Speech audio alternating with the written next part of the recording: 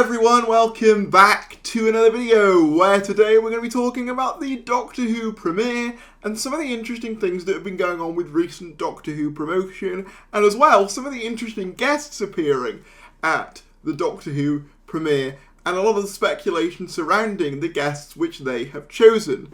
But before we get into it, subscribe if you're new, that would be greatly appreciated. But let's dive right in. So yes, as I said, today is the official Doctor Who premiere over in London. Obviously we've had various news organisations and outlets and journalists making their way over, including Morgan Jeffrey, digital editor of the Radio Times, posting these pictures of a poster and then a TARDIS on display. We've also had an official image in this vein from the Doctor Who Instagram account.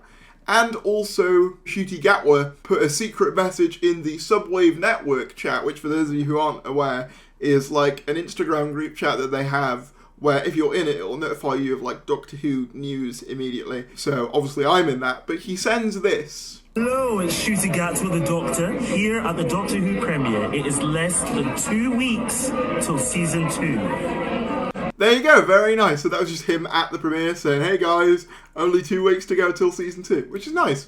But we also have a bunch of pictures for this event via Alarmy stock photos. Now, of course, most of these aren't going to be able to be viewed properly in like full, but obviously there's some interesting faces here. You've got the regulars, you've got Ncuti, Millie, Verada, Russell also appears as well, alongside some of the newcomers, including Rose Ayling-Ellis.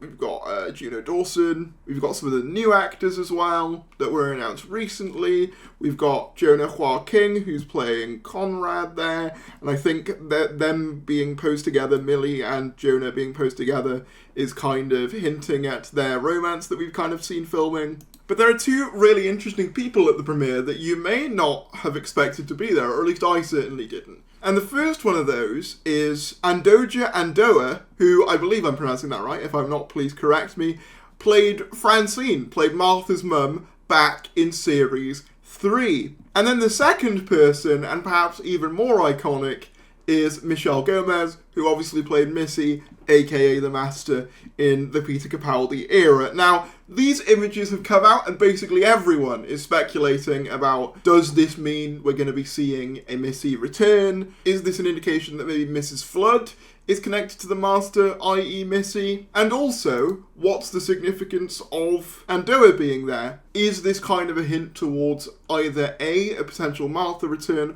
or at least a Martha reference? Now, I do want to make it clear that if you remember the footage from the Season 1 premieres and the 60th premieres, they did invite various people to those that weren't in the episodes. I remember for the Star Beast, obviously because it was a 60th anniversary episode, they invited various classic Doctors, and specifically with Season 1, they did invite Carol Ann Ford as well as a bunch of other companions. What's interesting about that though is that a lot of the companions they invited were either A, in Tales of the TARDIS, so having them at the premiere made sense. Same goes, I think, for a lot of the classic Doctors who also did Tales of the TARDIS, so there was just kind of a nice bit of symmetry there. But also with Carol Ann Ford specifically, while she wasn't in Season 1, she was referenced very heavily. So my sort of theory is, I don't think either of these two actresses are necessarily going to be in Season 2, in Series 15, in Season 41, whatever you want to call it, but I think maybe their characters, or at least the events that they partook in, will be referenced in some way. We know for a fact that in one of the episodes in this series, presumably around the midpoint, Belinda and the Doctor arrive in 2007. We know this from the Disney trailer. And of course, 2007 is around the time the Doctor would have been travelling with Martha Jones. Now, if you remember, Francine was very sceptical of the Doctor when she met him because of the things that she was being told by Saxon's people, who obviously turned out to be lying because, spoiler alert, Saxon is the Master. I mean, I feel like you all know that at this point. But yeah, so it's possible that maybe we could see maybe some of those events going on in the background. It could be as simple as like a Vote Saxon poster in the background of one of the shots. I think something like that would be really cool, just to keep that continuity going. With Michelle Gomez, though, that question is a bit more open. Like, are we going to have the Master referenced directly? Will it just be a small thing, like the Rani in Season 1, where they just say her name? Or is this something more concrete? Is this indicating that either A, Mrs. Flood is the literal Master / Missy, or B, she's at least connected to the Master / Missy in some way, vis-a-vis the Time Lords? Now,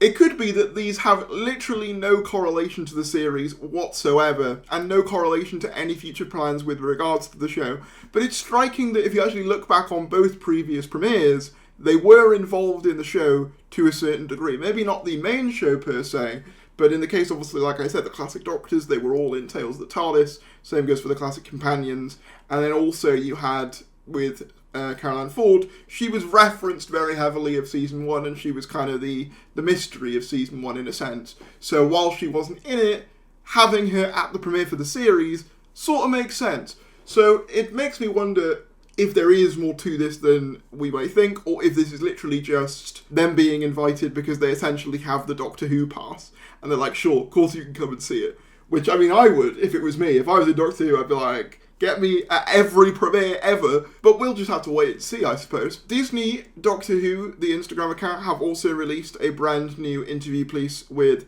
Ncuti and Verado. It's one of those game ones where they guess things about each other. It's really nice. They both have really good chemistry. The bit that I'm interested in, and I'm not going to play the whole video because of copyright, because recently they've been a lot more strict with me on copyright of late, so I'm being cautious of that, but obviously you can see it sort of playing in the background. But at one point they ask, where's your favourite place that you went in the series? And Ncuti answers the Intergalactic Song Contest, or the Interstellar Song Contest. I think he says Intergalactic, but that's his mistake. But she says Nigeria. Now, the reason that's interesting is that if you go back to the very first video we had, where Ncuti Gatwa was announced as a Doctor, he said that one of the places he wanted to go was Nigeria. And the footage that they show, in fact they're about to show it now, after Ncuti says fudge, is from, I assume, episode 5, The Story in the Engine, which also makes sense because it's written by Anula Ellams. So, yeah, looking like he got his wish. We're getting a Nigeria-based episode. Obviously, I'm imagining that's where the kind of African mythology is going to come into it as well. So that's very interesting. I just thought it was an interesting thing to have confirmed that that episode is set in Nigeria, because I don't think we knew that officially until this point. I think it was kind of implied, but I think now we know officially the location with which that story takes place. We had a new clip via, I believe again, it was the BBC iPlayer socials, so like their TikTok and Instagram, of Lux. So this is very interesting. I'll play it and then I'll give you my thoughts. We are experiencing technical issues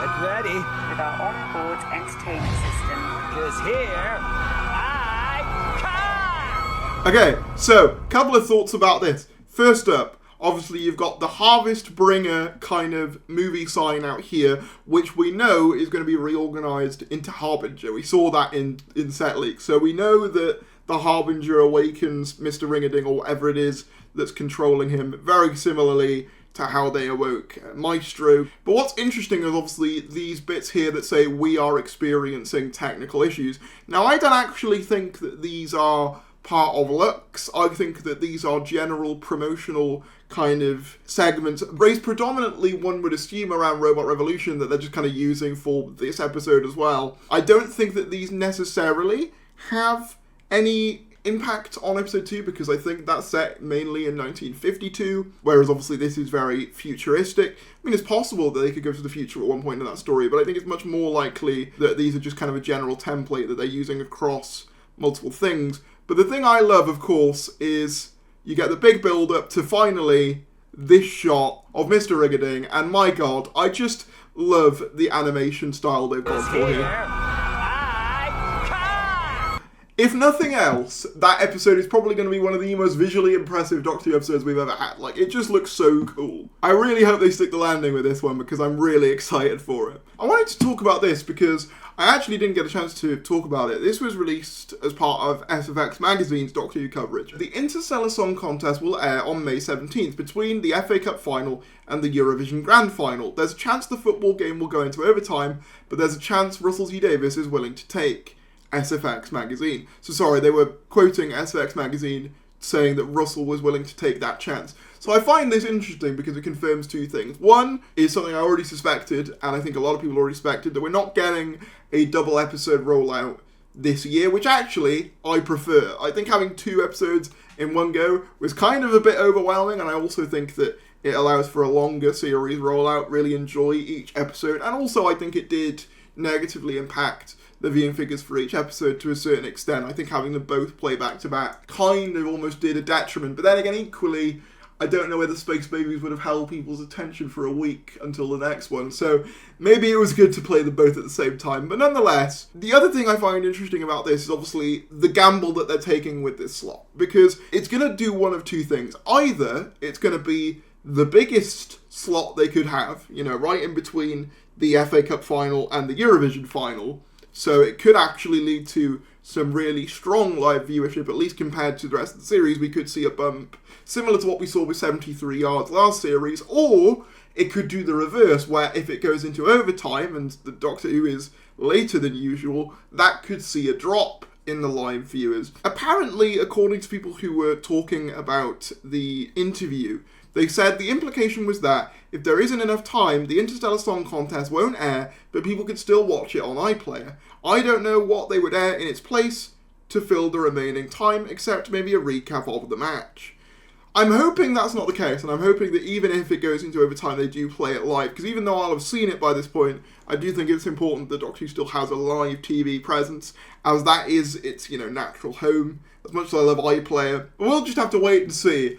It'll be interesting to see whether the gamble pays off. As I said, it could go either way. If the football goes into, massive overtime, which, it's possible it does, it could be a disastrous move, but if it doesn't, it could have a bump because it is wedged between 2 massive events, the FA Cup Grand Final and the Eurovision Final. So we'll just have to wait and see. This is something fun I just wanted to point out because a lot of people were talking about it. I didn't know this, but apparently there's a model village where they have the EastEnders set.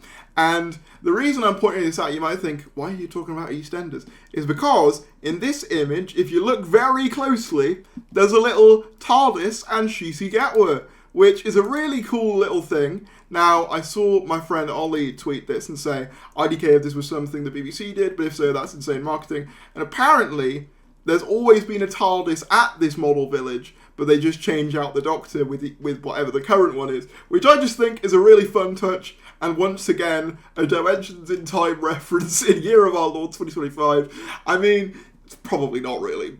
Chances are the person that made this didn't know about Dimensions in Time and probably just thought, it'll be fun to put the Doctor in the background, but still I think it's funny nonetheless. I also wanted to mention 2 little facts, that one of which was something that Doctor Who Filming Locations pointed out, the other was something that you guys pointed out to me. So the first is this fun fact from Doctor Who Filming Locations that says that this department store that we see Jonah in what I presume is episode 4, is the same interior location they used for Henrik's and for the store in Closing Time as well. Whether this is just them reusing a location or whether this does have any plot relevance, I don't know. I know some people speculate about these maybe being Autons, and that would be a pretty cool kind of tie-in there to kind of have 20 years of symmetry, I suppose. The idea of maybe Autons appearing in that same location 20 years on from when New Who first started. Again, I'm just speculating there, but it'd be cool. But then the second thing you guys pointed out, and I'm using Doctor Who Filming Locations' tweet again, because he tweeted out this image, but the think tank cap that Jonah or Conrad is wearing, Think Tank is actually an establishment that's been in Doctor Who before. They were the guys who made the robot in Robot, Tom Baker's first story. And they were kind of another kind of scientific paramilitary organization in a similar vein to UNIT. So my kind of theory here is that Think Tank, i.e. Conrad, this guy, maybe he works for them, are trying to either co-opt or maybe buy out UNIT, essentially, and they're trying to take over UNIT operations, but essentially they realise very quickly that they are not equipped in the same way that UNIT are for this threat. Something like that, maybe. That's my thought on that. Leave your theories in the comments below. But I just thought it was interesting to point out, and I saw a lot of people But I just thought it was an interesting thing to point out, and I saw a lot of you guys saying it, and I went, oh yeah, that makes total sense.